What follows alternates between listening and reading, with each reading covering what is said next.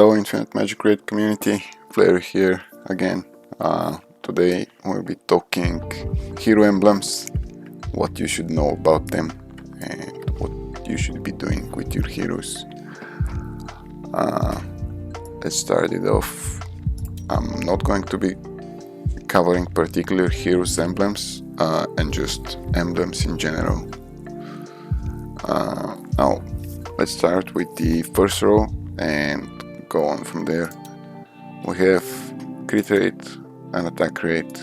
Now obviously for direct damage dealers you almost always want 100% crit rate, so going for this emblem is good, particularly for era 2. I don't think you want any crit at all. I think it's even better to go attack here, because she cannot crit really. We want the HP one on her because she doesn't apply debuffs really. Yeah, she doesn't need effect hit. Now let's go first row. Effect res you want on your tank units, but also in PvP is really a good one. You almost always go for this one if you're doing defense. This one you could use for PV, can be alright. You could also use on units like Ether, for example, because she's immune to crowd control, in her form at least, as far as I remember, and she really scales well with death rate. So yeah, that's good here. Okay, I think that covers it. This one is a grade 1 as well, if you need the effect hit. And there's really only so few heroes that need effect hit stacked that much. But yeah, it's a good one. Second row, this is a grade 1. You always pick this one for the damage dealers. This is an amazing one in the current state of the game, because almost everyone has shields or automatic shields on their team, and it's a great damage boost really. I recommend going for it over this one, because this one, first of all, it's only 6% against 12%, and then you're taking 9% more damage, which really not good, especially in early game. You don't want to be doing that, because you'll be dying a lot. Like for example, don't do this on your DPS that's carrying you in the campaign. It's going to give you a lot of trouble. So for example, if you picked Makin, don't give him this one. Just don't. It's not going to help you. You die faster, and the 6% is not that beneficial. Makin is one-shotting them anyways. Okay, second row, damage reflect. Now this one is an overlooked one, but I use it in my damage reflect team because it's just funny seeing that. Could maybe showcase you a damage reflect comp. So I have damage reflect blessings on my Elsa. Emblems I think too, the 6% one that I just showed you. Zhongming is giving damage reflect to the whole team. Then Prince passive makes her reflect, and her reflect is kind of different in a way. And then you could really do anything here as your 5th. Let's do Atkins. I just want to show you the reflected damage that's happening.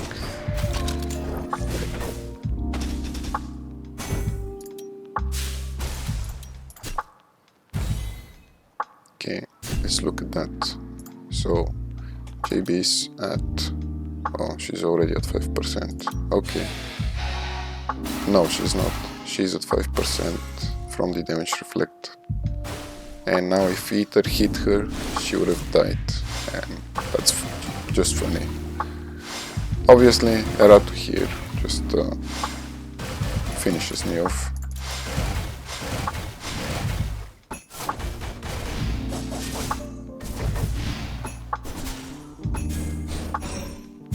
But I just want to show you the damage that damage reflect can do, and it's not bad.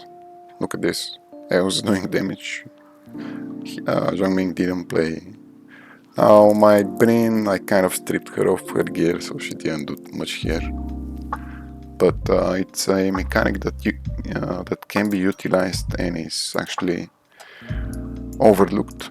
It's just people never explored it, I guess. Maybe they did in the past. I'm not familiar because I've only been playing the game for not even a year now. Okay, next one, dot received. Now, this one is okay. It's not a bad one. You can do it.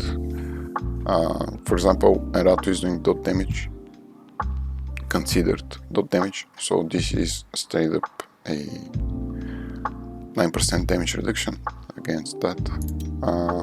Healed effect means that you will be receiving greater heals on this hero.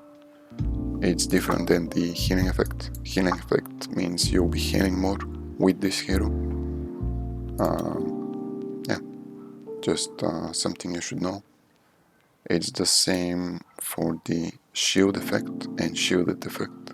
Shield effect means you'll be granting bigger shields, and shielded effect means you'll be receiving bigger shields.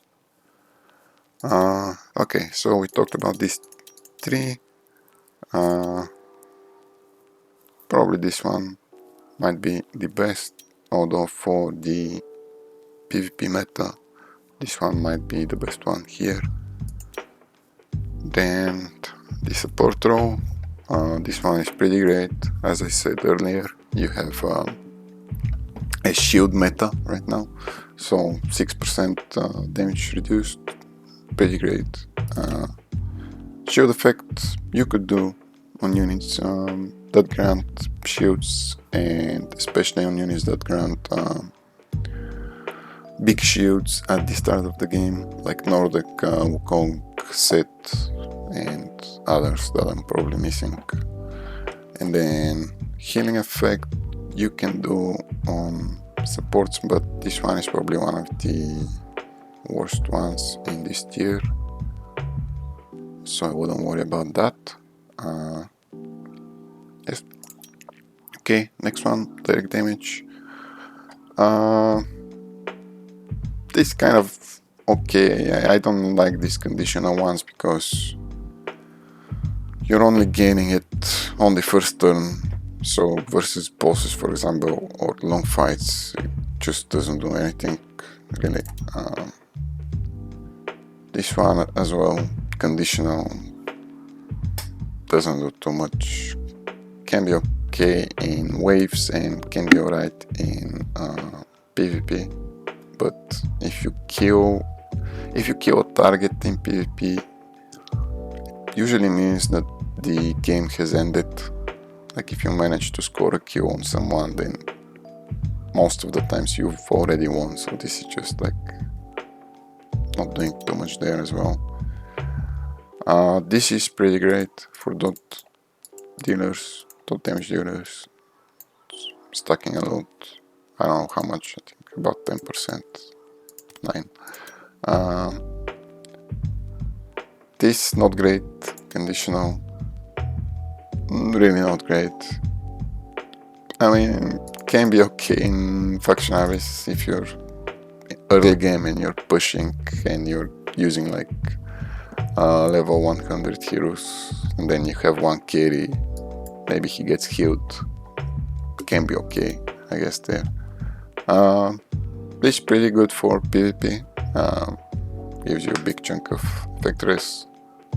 Yeah. This one,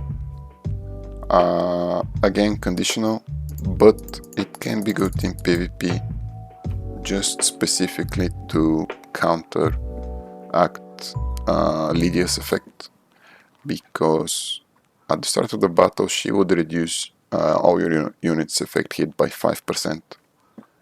So picking this one is very good for units that need to hit a certain threshold of effect hit. For example, Beatrix, you wanna have like 150, 200 and 250. Now if I face a Lydia, I would be at 246, so I wouldn't gain that extra 6% turn meter that she usually takes. Yeah, this one. And that's a big deal actually, so you want to have that emblem on her, and for PvP at least.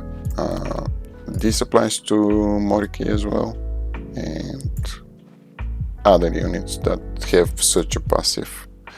So a similar example would be Atkins. Now if you've managed to hit 200 Factors that are facing a Lydia, you definitely want to have this one. Similar scenario here. Okay, next one. This one can be okay for PV. It's a, I don't know, probably not a very good one, but can be good if you have nothing else to pick. And this one is probably the best in this row because it's 45 speed, and for example, many people are wondering what is happening with their Eratus speed tuning and why is she going first. Well, there's your answer. She is applying this attribute debuff automatically at the start of the battle, up to 6 layers if I remember. Yes, up to 6 layers, so she can gain a big chunk of speed that way and go before your Hengi, for example. So do consider that. This one is an amazing one. Yep. Okay, next row we have this one. You probably pick it on almost all your units that have that go on the attack 3. Then we have this one, kind of conditional again. Control status, not very good in PvE against bosses because you cannot control them, so very few buffs that actually count as control you can put on bosses. I don't even know which ones at the top of my head. Can be good in PvP though, so can be alright. This one, obviously great for daughters, do pick it up. This one can be okay for tanky, high def units. More damage, always welcome. Now this one I pick on a lot of my units. Now why? It's because of the current state of the game. There's a lot of direct damage dealers, not a lot, but ones that do a lot of damage, like JB for example, and Wukong, and yeah. 15% tenacity is not bad, it's pretty good, and I pick it primarily for PvP. Now this one is amazing, gives a big chunk of control res. Control means control, literally, like freeze. It's pretty good, 12% effect res effectively. This one is very good for PvP. I recommend picking it on all your units if you are focusing on PvP. It just makes it so even if the enemy team goes first with their Ronai or Popper, you just take a little less turn meter reduction, so you can actually cut them, or at least have a chance to play with your units. This one not really that great, 12%. I don't know, I wouldn't pick it really. This one can be good in PV and mostly in bosses and in long fights. 12% is really not that big, and it might happen once, it might not happen in 10 fights that you're doing, so it can be good if you've got nothing else to pick, and for PV you usually don't. So for example, you would take this one and then this one, and then you take the magic touch. Yeah, I think that about covers this row. Next row would be yeah, this one is pretty good, assuming you are running a low HP or like a damage dealer type of hero. It's good. Pretty great for dot dealers, pretty great for direct damage dealers. Yeah, and this one is just direct damage reduction. Any damage really. I pick it a lot, it's not bad. This one I never pick. Maybe it can be alright in early game, faction abyss, tower of mark and so on when you're lacking. This one I really never liked. I don't think it's that great, but we still pick it because lack of better options really. Yeah. This one is pretty good.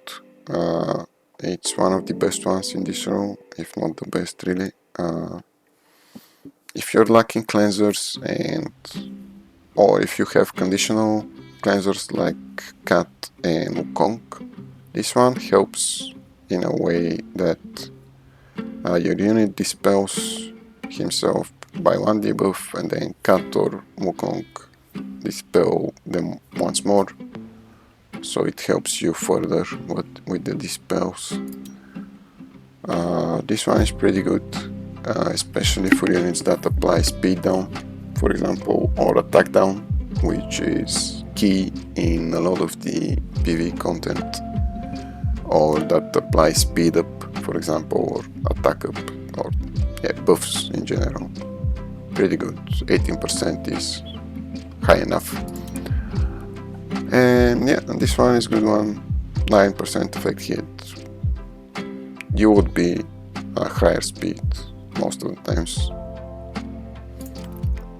And that about covers this row, with these ones probably being the best in the support tree, and that's why you would see people go support more often than not. Yep. And last row, this is the best emblem here on the whole last row. It's just speed is key in this type of games. You just want to be faster. The more speed, the better. If you act twice before a boss acts, it's just too good. In PvP as well, you want to act first. You want to act as many times as you can. And yes, this one you never pick, really. Just don't pick it. It's not worth. Now, Ally Protect emblem can be pretty good. I would say you can utilize it on units like Ether. She'll eat a big chunk of damage and help you further. She already has Ally Protect in her kit, but this is further utilizing her. Now, max HP, pretty amazing. If you're lacking HP, especially early mid game, or or for PV in general, for units that you use in Tower Mark and Faction Abyss, let's say Gru, yes, you would go HP. And then on the attack row, both great options, depending on your hero, really. So for example, on direct damage dealer like Kengi, you would usually go with this one. Now for early to mid game and when you're lacking stats with units like Kengi, you would go HP, or you could even consider going speed if you're really slow. Now specifically on Hengi, you could do without the speed, but it's nice to be able to act before your DPS, because you would remove all buffs and then your DPS would kill them. Hengi kind of similar to Kong, where you go either attack emblems, or if you're lacking stats, you go HP and support. And yeah, that's about it. I think I've covered it all mostly, and I wanted to bring something up. Now, these ones are always nice to consider what your crit rate is at. Now, for example, this doesn't bring anything to me right now, so I would pick the attack rate, because even though Agatha is HP based, attack rate still increases your damage. So yeah, having that is great. Now we pick the HP for her. She self shields, so we pick that. I don't think she's applying debuffs. Now we want this. Just so. Okay, nothing great here. This is good. Control status. Yes. Yes. Now this one not particularly good, at least on my Agatha, because not many units are gonna have higher HP than me. But it can be good in PV versus bosses. We go crit damage here. Here she is not applying debuffs. Effect hit. Yeah, nothing great to pick here. We pick this one for lack of better options, and then this one. And then here I usually go thermometer reduction and maybe magic touch for PV. And we want the self-dispel here. We don't want any of these for her, so we pick this one. And yeah, that fixes our Agatha. Now she has more attack and more hero power, because attack and HP give the most hero power for your account, and this is how I've managed to be here, by the way, with pets and breakthroughs.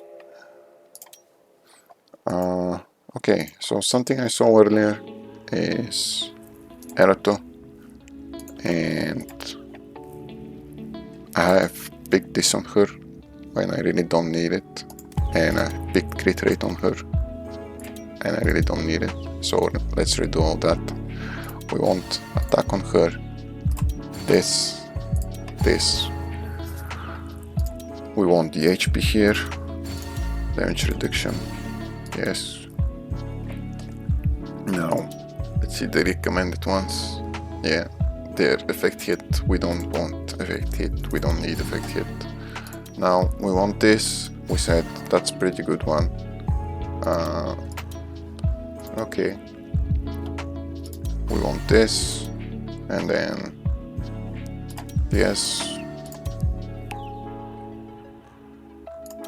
dot damage, then mastery, Then in here I would actually pick this one. This one is not particularly good on Erato because her S4 doesn't have a cooldown, or at least it refreshes, so you don't need it really, even in PvE. In here we kind of want this one, and let me just check if this is an attribute debuff. It is, but she keeps applying it on her turns, or well, she doesn't even need to take a turn, so we don't need that. So this one is the greater option here, self-cleanse, and then this one. Not many heroes in PvP would have higher HP than my Erato, so not really that great.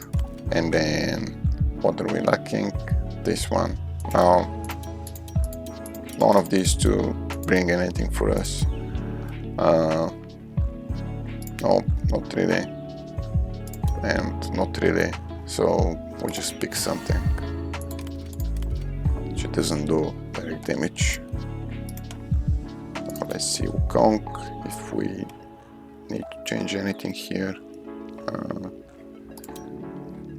Possibly I wanna redo all my emblems and pick the dot received one, because when Nita fell off the meta I redid them and picked the healed effect, but now we have a daughter back in the meta, which is Erato, and this one is a pretty good one because, well, her damage is considered a dot, so 9% damage reduction against her would help, especially for teams with Wukong, because he's the only one that would allow you to tank Erato or Nordic if he manages to go before the enemy team. This would block Erato. She would need to actually do damage to someone to then start pursuing and killing them through the damage immunity, so still a great option. And that about covers it. I'll stop here, not go into more details, but if you do have questions, do ask me, and thank you for watching, and see you in the next one. Bye bye.